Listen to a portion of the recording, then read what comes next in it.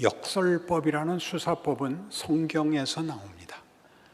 성경에는 우리가 보통 알고 있는 세상에서의 질서, 세상에서의 논리와 전혀 다른 논리가 등장하곤 합니다. 하나님이 우리에게 주시려고 하고 목적하신 것은 너무 커서 세상의 그 이해를 구하려면 세상이 가진 모든 것이 무가치하다고 얘기할 수밖에 없다. 그런 식으로 성경은 기독교 복음이 가지는 우리를 지으시고 구원하시고 그의 영광으로 부르시는 하나님과 그 복된 내용들을 설명합니다. 지금 고린도 교회에서 벌어지고 있는 일은 사도 바울이 애써서 세운 교회에 거짓 교사들이 등장하여 고린도 교회 교인들의 마음을 훔쳐 바울이 오히려 잘못된 사람으로 몰리고 있는 현실적 문제에 대한 사도 바울의 변론입니다. 이 변론은 누가 진짠가에 관심이 있는 것이 아니라 복음의 핵심이 무엇인가에 관한 초점으로 사도 바울의 변명을 이해해야 합니다. 내가 옳은 사람이다, 당신이 틀렸다, 이렇게 말하지 않고 성경이 말하는 복음, 예수 그리스도로 말미암아 우리에게 주어진 하나님의 은혜, 하나님의 권능은 무슨 열매를 맺으며 어떤 식으로 작동하던가 이렇게 묻고 있습니다. 내가 나를 위하여 변명하거나 내가 그들보다 우월하다고 증명하는 것으로는 이 문제는 판단해서는 안 된다. 그 거짓 교사들의 자랑이 무슨 자랑이더냐? 거기에 은혜가 있더냐? 거기에 기쁨이 있더냐? 이렇게 묻는 셈입니다.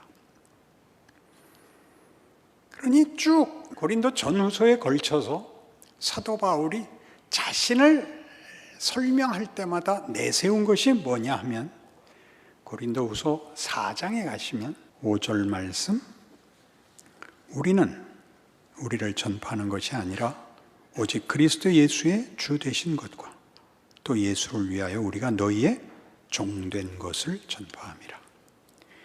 여기는 뜻밖의 말이 나오죠.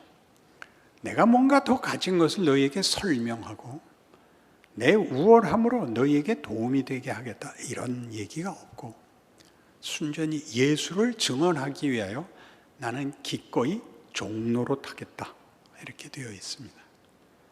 의미심장한 것이죠.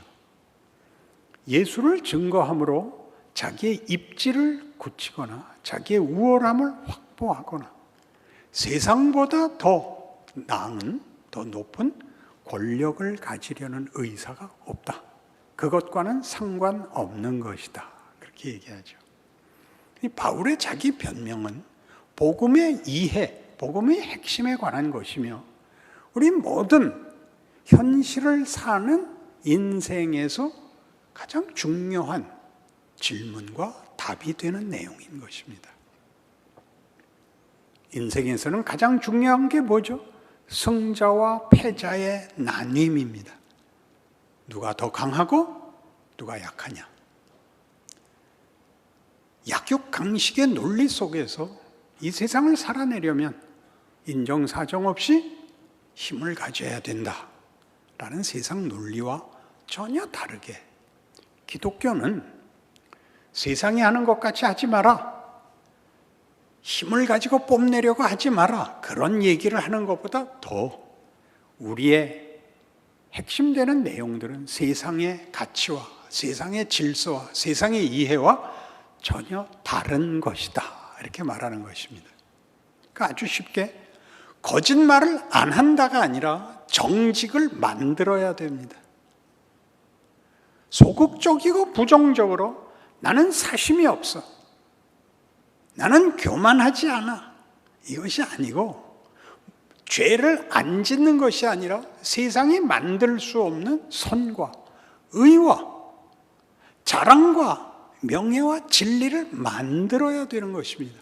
바울이 자기 인생을 기꺼이 나는 복음을 위하여 너희에게 종이 됐다 그럴 때는 헌신이나 섬김이나 겸손이라는 단어를 쓸 것이 아니라 그가 저들에게 전해주려고 하는 것은 하나님이 우리에게 그리하셨듯이 십자가에 달려 죽으심으로 우리 손에 죽음을 당하심으로 주신 것 같이 이것은 방법도 내용도 목적도 다르다. 그것은 세상이 하는 것과 다른데 그 다른 이유가 뭐냐? 거기는 생명과 진리와 영광과 소망과 자랑이 있는 것이다. 와서 제대로 배워라. 맛을 보라. 경험해보라. 우리를 보라. 사도 바울의 자기 변명이 뭔데요? 고린도후서 11장식으로 얘기하자면 누가 믿지는 장사를 하겠느냐? 복음을 전하려고 내가 이익을 본 게 뭐가 있느냐? 내가 수없이 고생을 해서 내가 유대인이고 내가 베냐민 집하고 내가 배울 만큼 배운 사람인데 내가 얼마나 죽도록 고생했냐? 40에 하나 감한매를 5번 맞고 3번 태장음으로 맞고 1번 돌로 맞고 여러 번 여행해 강도의 위험과 동족의 위험과 이방인의 위험을 당하고 강의 위험, 바다의 위험, 춥고 굶고 헐벗고 그리고 뭘 내가 바란단 말이냐? 내가 이걸로 무슨 장사를 하더냐? 이걸로 무슨 유익을 얻더냐? 어떤 미친 사람이 이런 인생을 살겠느냐? 그게 뭘 얘기하고 싶어서요? 내가 너희에게 전하려고 하는 것은 이렇게 한 사람을 다만 경쟁과 다만 욕심에서 해방시켜 명예와 영광으로 데려간 것이기 때문에 내가 기꺼이 이 길을 간다. 이렇게 자기를 설명하죠.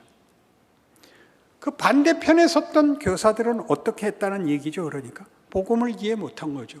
복음이 다만 세상 가치와 세상의 성공을 위한 또 하나의 수단으로 전락해버린 것이죠. 그러니 우리 믿지 않는 모든 세상 사람들이 그러는 것 같이 믿는 사람에게도 제일 큰 싸움이 뭐냐? 하나님 믿었는데 이게 뭡니까? 무슨 보상이 있습니까 도대체? 내가 왜 져야 됩니까?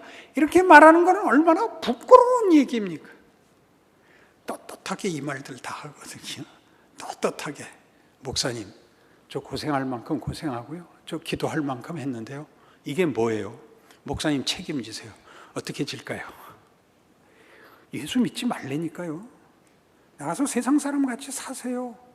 와서 원망하지 마시고 해보고 싶으면 다 하고 오세요. 단 죽기 전에 오세요. 그건 장담할 수 없으니까. 살아보세요. 세상에서 우리가 얼마든지 반복해서 경험하는 게 뭐죠? 이긴 게 아닌 세상을 살고 있잖아요. 성공이 영광이 없는 인생을 살고 있잖아요. 여긴 답이 없다. 그건 모두가 알잖아요. 모든 철학자들이 알고 모든 문학인들이 알고 모든 역사가들이 증언한 거잖아요. 답은 여기에만 있다. 여긴 기꺼이 죽은 예수, 기꺼이 죽은 바울, 기꺼이 죽은 이름 없는 수많은 증인들이 있습니다. 기꺼이 죽었습니다. 죽음으로는 그들의 운명과 영광을 하나도 흔들 수 없다는 것을 저들의 생애로 보였죠. 바울의 증언은 그것입니다. 5장에 가보실래요? 고린도후서 5장에서는 11절부터 이렇게 되어 있습니다. 우리는 주의 두려우심을 알므로 사람들을 권면하거니와 우리가 하나님 앞에 알려졌으니 또 너희의 양심에도 알려지기를 바라노라. 우리가 다시 너희에게 자천하는 것이 아니요 오직 우리로 말미암아 자랑할 기회를 너희에게 주어 마음으로 하지 않고 외모로 자랑하는 자들에게 대답하게 하려 하는 것이라. 우리가 만일 미쳤어도 하나님을 위한 것이요 정신이 온전하여도 너희를 위한 것이니 그리스도의 사랑이 우리를 강권하시는도다. 우리가 생각하건대 한 사람이 모든 사람을 대신하여 죽었음즉 모든 사람이 죽은 것이라. 그가 모든 사람을 대신하여 죽으심은 살아있는 자들로 하여금 다시는 그들 자신을 위하여 살지 않고 오직 그들을 대신하여 죽었다가 다시 살아나신 이를 위하여 살게 하려 함이라. 놀랍지 않습니까? 예수를 위하여 살게 하려 함이라. 그것은 충성이니 순종이니 믿음이니 이런 말을 갖다 붙여서 강요할 수 있는 것이 아니라 거기에 최고의 영광이 있다는 걸 안 자들의 증언이죠. 예수를 따라 살아라가 제일 기쁜 일이다. 쇼생크 탈출에서 그 주인공 앤디가 그 소장이 없는 틈에 방 청소를 하다가 문득 죽음기를 보고 문을 걸어 잠그고 모차르트의 곡을 틀었죠. 모든 교도소에 들리게 스피커를 다 켜놓고 그 여성 이중창을 했습니다. 그 노래 소리를 듣고 그 화장실에 갔던 간수가 뛰어오고 소장이 뛰어와서 문을 열어라, 당장 꺼라. 빙긋이 웃고 앉아있다가 직사게 터지고 한 달 독방을 가죠. 그 노래를 들으면서 이렇게들 죄수들이 증언했습니다. 마치 비둘기가 담장을 넘어가는 것 같이 자유를 느꼈어. 한 달 동안 독방에서 고생하고 독방은 하루가 10년 같으다는 거거든요. 돌아온 앤디에게 묻습니다. 고생 많았지? 어떻게 견뎠어? 나는 혼자 있지 않았어요. 그게 무슨 소리야? 여기 음악이 있었거든요. 그건 뺏어갈 수 없죠. 그런 오늘 저녁을 가졌죠. 음악은 다만 예술이 아닙니다. 그걸 쓴 사람들의 정신과 내면의 자랑이 묻어 있는 것들입니다. 인간은 이런 존재야. 자기를 증명하려고 하지 않고 그걸 듣는 모든 사람들을 격려하는 것이죠. 바울이 그렇게 얘기하는 겁니다. 우리가 죽은 예수, 우리를 위하여 죽은 예수를 따라가는 것은 세상에서 말하는 어떤 도덕적 가치, 윤리적 가치 그런 것들이 아니다. 그것은 우리가 만들 수도 상상하지도 못했던 인간이라는 존재의 정체성과 복된 운명을 주는 하나님의 방법이다. 이걸 모르는 자는 기독교를 모르는 것이고 예수를 모르는 것이다. 그렇게 얘기하는 것입니다. 10장 가서 볼까요? 고린도후서 10장에서는 이렇게 말합니다. 8절.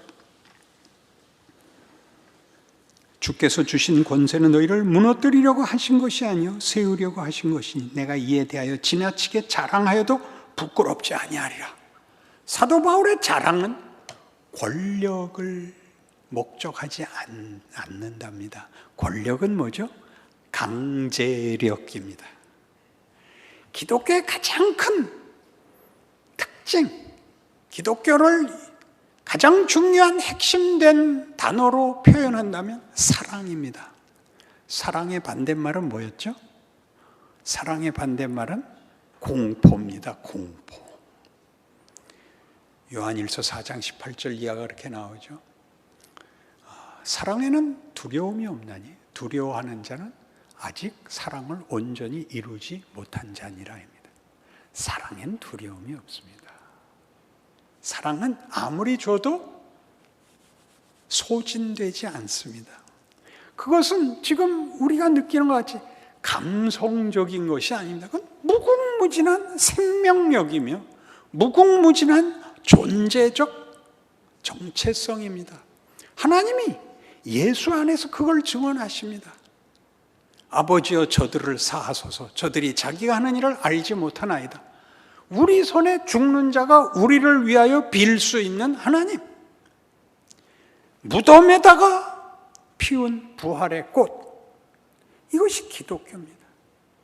우리는 세상에 섞여 살면서 세상의 논리에 노출되고 유혹받고 시험받습니다. 이기는 게 이기는 거다. 사도 바울의 변명을 보십시오. 그는 내가 진짜고 너희들이 가짜다. 이렇게 고함질러서 판정을 내리지 않습니다.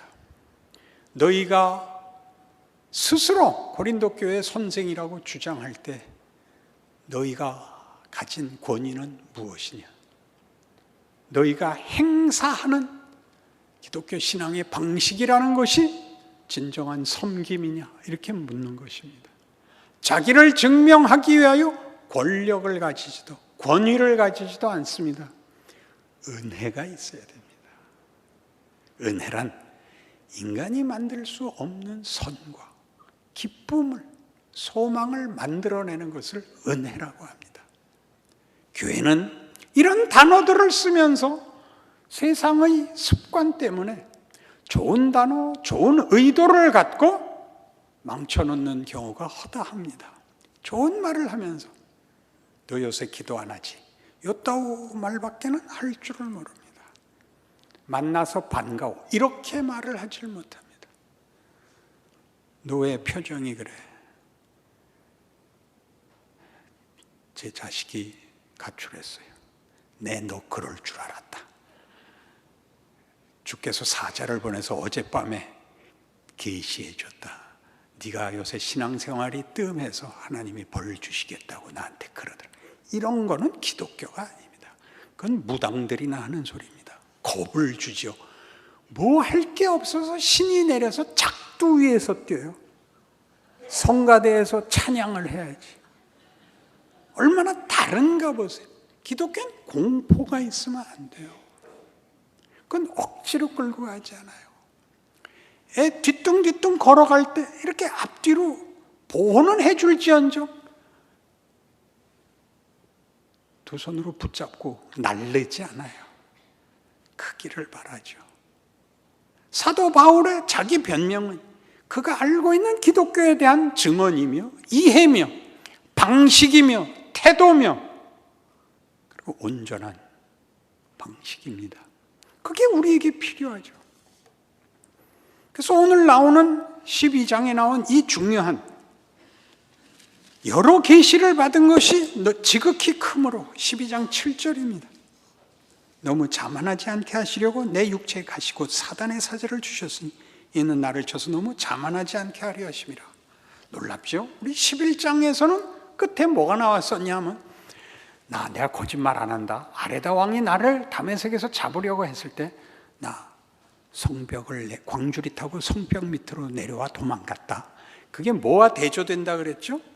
당시 로마 시대 최고의 명예훈장이 코로나 무랄리스, 성벽의 관, 왕관 같은 관인데 성벽에 디자인이 되어 있는 관을 씌워주는 것이 최고의 훈장이었습니다. 누구에게 주는? 성을 공격할 때 사다리 타고 맨 먼저 성벽 위에 올라간 공격군에게 주는 훈장입니다. 바울은 자기의 훈장이 뭐라고요? 성벽에서 도망간. 얼마나 극단적인 대조입니까? 세상이 알고 있는 최고의 자랑이 여기에서는 정반대같이 가장 부끄럽고 수치스러운 모습으로 드러나 세상이 가지는 것이 얼마나 거짓되고 헛되며 예수 안에서 가진 것이 얼마나 굉장한 것인가를 수사적으로 대조시키고 있습니다.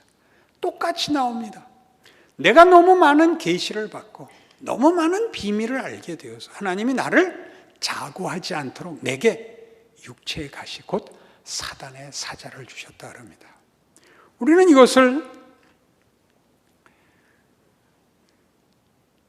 사도 바울이 가졌던 어떤 부끄러운 육체의 어떤 흠이라고 생각을 해서 안질이 아닐까 또는 간질이 아닐까 여러 생각을 했는데 이제 이 본문을 자세히 보면 이것은 사도 바울이 혼자만 알고 있고 남들은 눈치채지 못한 알 수 없는 어떤 고민입니다.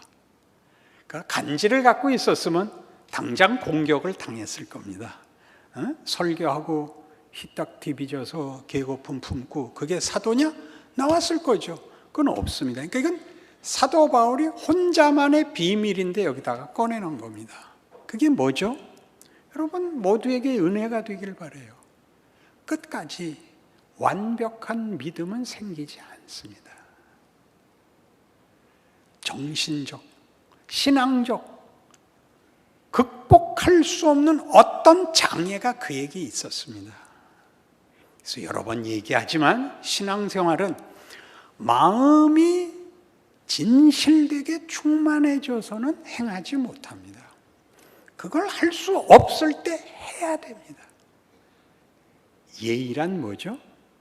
진심을 감추는 게 예의입니다. 우리의 진심이 뭐예요? 너 나쁜 놈이지. 이걸 감추시고 좋은 분 만나서 반갑습니다. 이렇게 하는 겁니다. 그게 예의입니다. 우리는 아무에게도 심판권이 없고 아무도 비난하거나 모욕을 줄 권리가 없습니다. 하물며 예수를 믿는 사람이겠습니까? 예수는 모두를 받아주셨습니다. 우리가 그래야죠. 자기를 증명하기 위해서, 내가 얼마나 굉장한 사람인가를 증명하기 위해서가 아니라 본심이 도달하지 못한 것을 억누르고 신앙적으로 성경이 요구하는 말을 꺼내놓는 것, 그게 신앙입니다. 죽을 지경이죠. 이 얘기는 하면 안 됩니다. 사실은 진심은 그렇지 않아서 그 말은 예수님 앞에만 가서 하십시오. 예전에 한 30년 전에 유행했던 좋은 기독교 신앙 도서가 있었습니다. 제목을 들으면 알만한 책입니다. 돈 까밀로와 빼뽀네. 기억하시는 사람 있어요? 돈 까밀로는 이태리의 어느 마을의 성당 신부고, 빼뽀네는 그 동네 읍장입니다. 빼뽀네는 공산당입니다. 돈 까밀로는 약간 개성이 강한 자유분방한 사람입니다. 그래서 폭력도 행사하고 욕지거리도 하고 주님 앞에 나와서는 주님, 할 수 없었잖아요. 이렇게 넘어가는 사람입니다.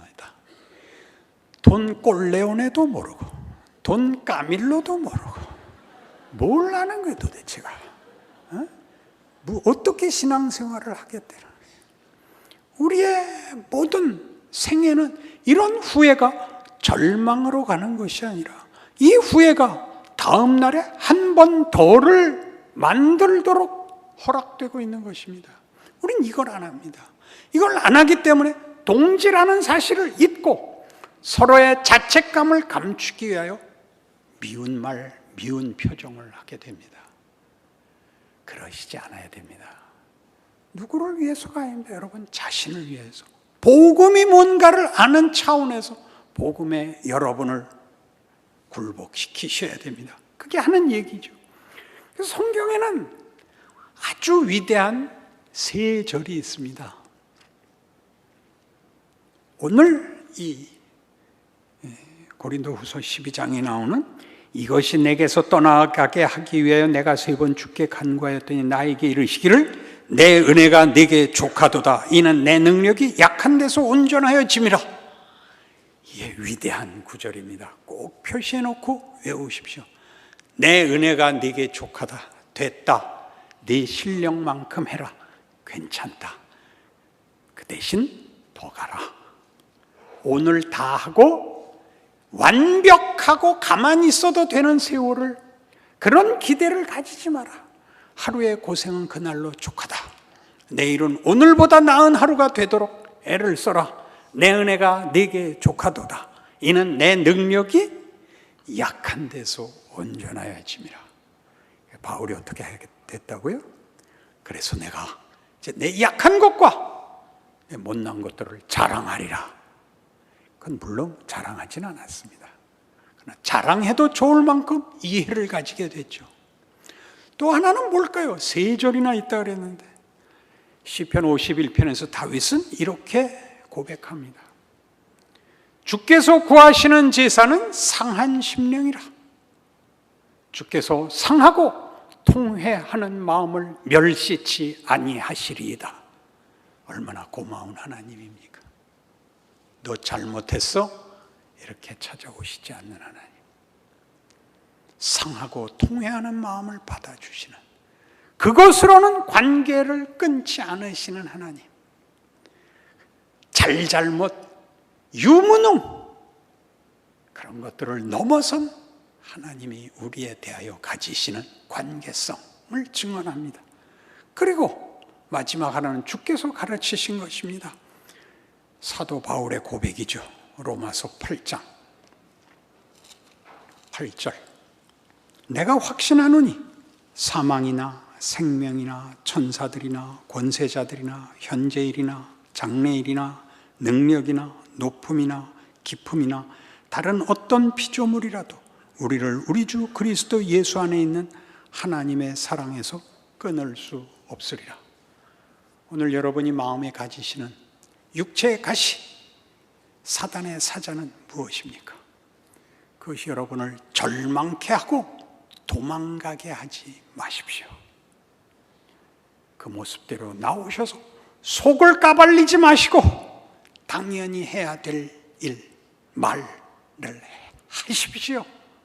억지로라도 하십시오. 방언을 하듯이 하십시오.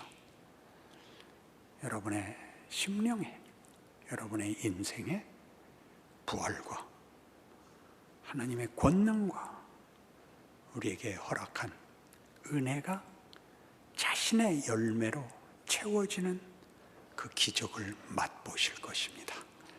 기도하십시다. 하나님 아버지 은혜를 감사합니다. 이 저녁에도 우리가 찬송과 기도로 주 앞에 모였습니다. 우리가 원망하고 분개하고 가슴을 치는 현실이 다만 우리의 실패와 다만 우리의 못난 것의 증거가 아니라 하나님이 일하고 있는 현장이라고 성경이 증언합니다.